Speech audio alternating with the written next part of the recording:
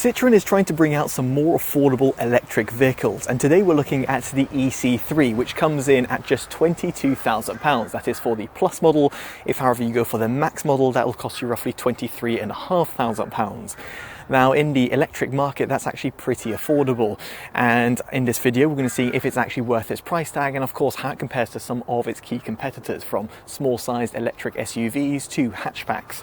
Now it's also worth considering that the e-C3 will come in at a later date with an even smaller battery pack, making it even more affordable. So without further ado, let's actually get into it. Given its price point, you might be quick to say that it's got a very small battery pack, and you wouldn't be too mistaken, because at the time of filming it's available with a 44 kilowatt hour capacity. Now that still does give it a WLTP claim of 198 to 199 miles. However, from my own mixed driving test, I netted 140 to 160 miles, which is actually still pretty impressive, specifically given the overall price point. So if you do look at the mileage leaderboard, it's quite comparable to some of the other small-sized electric vehicles out there in market, be it hatchback or SUVs, and including some of the vehicles offered from Stellantis themselves, which are the manufacturers of Citroen vehicles. And here you'll be able to see that it does actually go toe-to-toe with the likes of the Fiat 500e and the Fiat 600e. Now in order to maximise on range, there is regenerative braking, and this is actually done automatically when you are driving. So here, if I were to lift off at 40 miles an hour, the vehicle will start decelerating. And if I were to disable the C mode, which is found via the center console, the vehicle seems to harvest a little bit more energy. At least that is from my own experience. Now, nonetheless, you still do not have a one-pedal drive, which is something that I really do love on some modern electric vehicles, because it really allows you to drive with a singular pedal, making those inner city drives a little less cumbersome. I know this is not going to be exactly a deal breaker for some, but it would have been great for Citroen to actually incorporate it in the e-C3, given the fact it is a brand new electric vehicle, but that's not the case.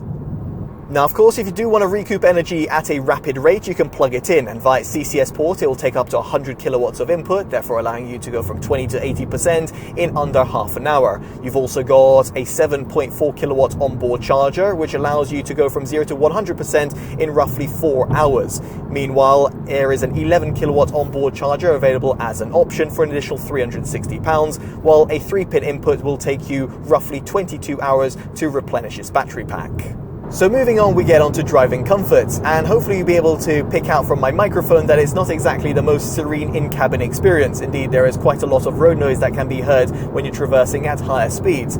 It's not too much of a bigger deal when you're driving at lower speeds, but just still worth considering over here that when I'm comparing and contrasting with some of its key competitors, including its larger sibling, the e-C4 and the e-C4X, it really doesn't stand a chance. Now, nonetheless, over here, when it comes to the overall driving experience, there is also a really annoying beeping and bonging sound that happens every single time there is a speed change. And furthermore, the speed change is not often accurate, and so let's say you're driving at 70 miles an hour, it'll come and bing and bong at you. Now, you can actually disable this, but still, while disabling it, the feature seems to be really annoyingly available and still on. So just something I thought I should mention over here. Potentially this is a software bug, or indeed one of the first iterations of the e-C3 in the UK, but hopefully Citroen can address this at a future date with a firmware update, which will indeed disable this really annoying binging and bonging sound every single time you're coming to a new speed limit zone. Now, aside from this, we have to talk about its suspension system. And here you have got Citroen's advanced comfort suspension with progressive hydraulic cushions. Now, in essence, they do a decent job, but in comparison to the more advanced systems out there that Citroen actually offer, with the likes of the e-C4, the e-C4X, or let's say the C5X Hybrid or the C5 Aircross, it doesn't seem to do as well of a good job in terms of soaking up those anomalies, those speed bumps and those potholes. You can still feel them, and you can have that little bit of rebound. Now, don't get me wrong, it's not too bad in the grand scheme of things, and while comparing and contrasting it with some of the more stiffened suspension systems out there, the e-C3 actually does a pretty decent job. What I'm trying to say over here is in terms of the actual driving comfort, and when it comes to just you pottering around town, well, it's not exactly the best, nor is it the worst in its class. Now, despite the e-C3's slightly stiffened setup, it does actually surprisingly suffer from body lean, and therefore if you're going to be really chucking it around winding country routes, the vehicle will kind of seesaw from left and right. It doesn't feel as planted as, for example, more sportier vehicles out there on the market. Now, it is also worth mentioning and that in this respect, you haven't exactly got that one-to-one driver's input. It's not to be really expected, but just something I thought I should highlight in this review, because the overall steering wheel does feel a little bit disjointed from the front axle, even when you're in terms of its sport mode preset. Now, this actually brings me on to performance, and here you have got a motor that's planted on the front axle that dispatches power to the front wheels and therefore giving you a front wheel drive configuration. Combined with its battery pack, it dispatches 83 kilowatts of power, or 113 horsepower, and 124.5 newton meters of torque. I had it tested using RaceLogic Performance Box Touch from 0 to 20 miles an hour in 2.57 seconds, 0 to 30 miles an hour in 3.9 seconds, and 0 to 60 miles an hour in 10.06 seconds, which is actually a little bit better than the manufacturer's 10.4 second claim, although that is to 62 miles an hour. It also went from 50 to 70 miles an hour in 6.38 seconds, and I recorded a peak acceleration of just 0.37 G. As for its top speed, it's limited to 82 miles an hour. So next up we get onto its interior design, and here I really do like what the manufacturers achieved at this price point. Sure enough, you've still got some hard plastic that can be found around the cabin, for example towards the dashboard or the door trims, but you've got a really nice contrast with the fabric material that's been used around the dashboard, and in terms of the upholstery and the stitching work that's been done with the seats, well, I've got no complaints. I also love the fact that they've got a pretty clean dashboard design, kind of Tesla-like, but I've still thought about the overall safety and usability of the vehicle, in that you've got a projected head-up display. Not a traditional projected head-up display like you'd find on some rival alternatives, but rather it kind of looks like an LCD display that is in front of you. It'll provide you all the key driving information and also the safety systems that are in operation. Good thinking by the manufacturer, and I wish some of the other alternatives out there would actually take note. Furthermore, you've got a good use of practicality. Physical buttons and dials that are found on the steering wheel, traditional stalks, and even dedicated physical climate control buttons. Yes, indeed, they seem to be something of that you'd find in older vehicles, but here with the e-C3, practicality is still at the forefront. Now, above these controls, you've got the 10.25-inch center display, which is pretty vivid and responsive, albeit actually pretty limited in terms of customization and the options that you've got. In some ways, some people will enjoy the simplicity of it. Here it does support built-in navigation, and also you've got your radio, and furthermore, you've got Android Auto and Apple CarPlay, which are very much appreciated, as it allows you to play back some tracks from your smartphone at a higher fidelity, versus, for example, using Bluetooth, and also allows you to use some of your favorite navigation apps, such as, let's say, Google Maps or Waze or other.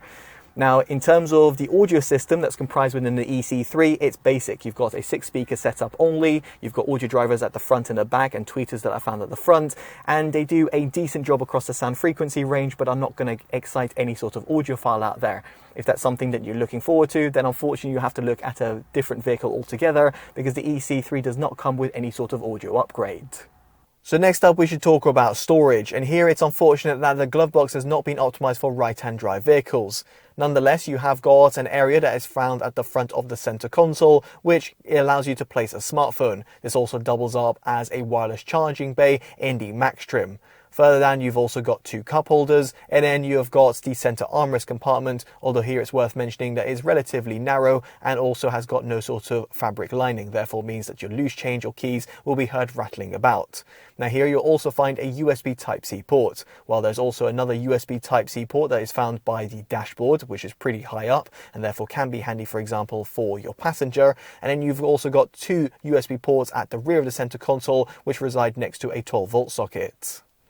So what about when it comes to its boot capacity? Well, here you've got 310 litres to play around with, or 1,188 litres if you drop down the seats. Not exactly class-leading figures, but it should certainly suffice for your weekly shops.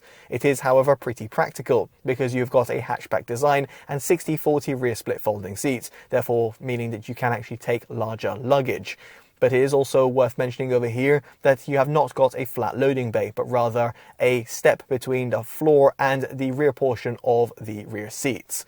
Now here you've also got a mini underfloor compartment, which will suffice for taking your tyre repair kit. And when it comes to additional storage, you have got a braked and unbraked towing capacity of 550 kilograms. Now, aside from transporting goods, what about when it comes to seats and comfort? Well, here it's nice to see that Citroen has fitted their advanced comfort seats, which is what you'd find similarly in the e-C4 and the e-C4X, the C5X Hybrid, and the likes of the C5 Aircross. However, I will say that the ones that I found in the e-C3 aren't exactly as plush and soft, and therefore do feel a little bit stiffer. Still, they're very accommodating and soft, and I had no issues whatsoever. Headroom at the back is unsurprisingly a little bit limited, and this is just due to the more compact nature of the e-C3. If that's something that you're looking for, then you might want to look for a larger vehicle, such as the likes of the e-C4 or the e-C4X, among some rival alternatives. Now, in terms of the seats themselves, at the front, they're manually adjustable only, while if you want a heated steering wheel, front heated seats, and also a heated acoustic windscreen, you'll have to go for the top spec Max trim. Now, no matter which trim level you go for, you'll find 17-inch alloys, which I do feel fit pretty well with the vehicle's profile. And this actually brings me onto its exterior design. And subjectively, I do love what Citroen have actually achieved over here. It feels a little bit playful. And sure, some people will want a bit more of a serious looking car, but given the overall target demographic that I feel that the e-C3 is aimed at, I do think it's very fitting. You've got a really nice design at the front, which is quite blocky, and the same could be said at the rear. The combination of this and also the fact that you can have different color clips which will fit on the front bumper and the C-pillars add the degree of extra bit of personalization. Speaking of which, over here, this vehicle comes in Monte Carlo blue as standard. If, however, you want a flat white colour finish instead, it'll cost you £275. A metallic black, grey or blue will cost £595, or the premium metallic elixir red will cost £695. Now, moving swiftly on, we get onto safety, and here at the time of filming it's not been tested by Euro NCAP, so I can't give you any sort of crash analysis, but I can talk about the driver assistance systems, which are decent. Here you have got cruise control with speed limiter, active lane departure warning, and active safety brake, driver attention alert, and speed limit recognition and recommendation. Yes, indeed, it doesn't exactly have a plethora of driver assistance systems like you'd find on some rival alternatives or indeed its larger siblings, but nonetheless it should suffice. I do find it, again, quite cumbersome that all the driver assistance systems do come re-enabled every single time you power on the vehicle, and the likes of the traffic sign recognition and also the speed limit change warning that are quite cumbersome to say the least and become re-enabled every single time mean that you're just going to have to faff around with the head-up display or indeed the infotainment system in order to disable them every single time you power on the vehicle. Now, moving on, we get on to visibility, and here at the front, side and the rear it's actually not too bad, although the latter could be a little bit better optimized. Thankfully, you have got rear parking sensors that come fitted as standard, although disappointingly, if you want a rear view camera, you'll have to go for the top spec Max trim, which I do think is quite disappointing in this day and age. Thankfully, maneuverability is actually very easy given its pretty tight turning circle of 10.6 meters, and given the vehicle's size and wheelbase, it means it's actually very easy to maneuver in and around a parking space or indeed any sort of tight spaces. So with all that in mind, it brings us onto a verdict of the new e-C3.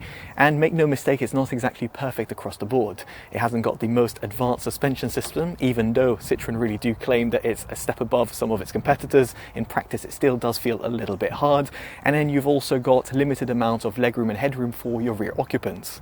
However, with all things considered, specifically given its overall price tag, it does actually tick quite a few boxes. It's pretty stylish, both inside and out. You've got good use of technology, albeit sometimes a little bit annoying when it comes to the driver assistance systems, and you've got a pretty practical boot and that hatchback design.